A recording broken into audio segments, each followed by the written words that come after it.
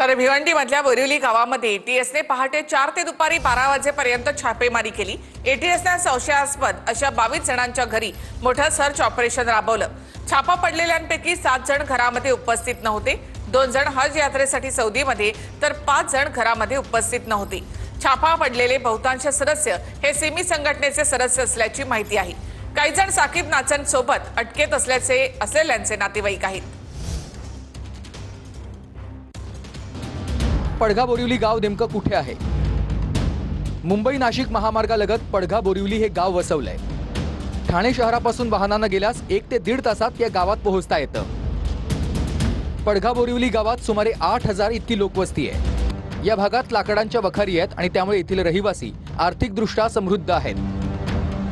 गावात मोठे बंगले आहेत। भिवंडीप्रमाणे इथेही गोदामे उभे राहत असल्यानं येथील जमिनींना चांगला भाव आहे। खैराच्या लाकडाची तस्करी देखील या भागातून अनेकदा होत असते, असे पुरावे यापूर्वी देखील सापडलेत। गावातील काही जणांचा पशुधन विक्रीचा व्यवसाय असल्याची माहिती कळते।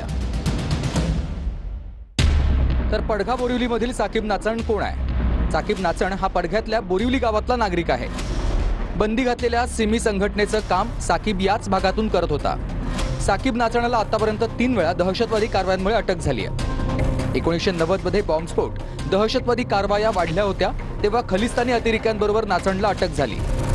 तेव्हा गुजरातमधील टाडा न्यायालयानं साकीबला जन्मठेपेची शिक्षा ठोठावली होती, परंतु 5 वर्षात तुरुंगात राहिल्यावर नाचणची सुटका झाली।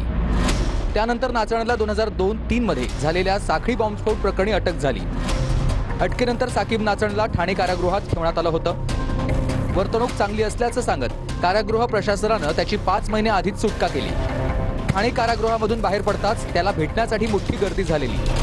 2023 मध्ये नाचणला पुन्हा अटक झाली आणि सध्या तो कोठडीतच आहे।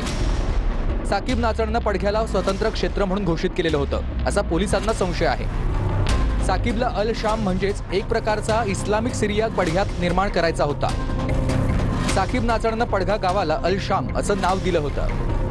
तळ मजबूत करण्यासाठी तो तरुणांना पडघ्यात स्थलांतरित करण्यास प्रेरणा देत होता, असा एनआयएचा दावा आहे। आणि या सर्व प्रकरणावरून साकीबच्या मुसक्या एटीएसनं 2023 मध्ये आवळल्या। ऑगस्ट 2023 मध्ये साकीबच्या मुलालाही अटक झाली होती।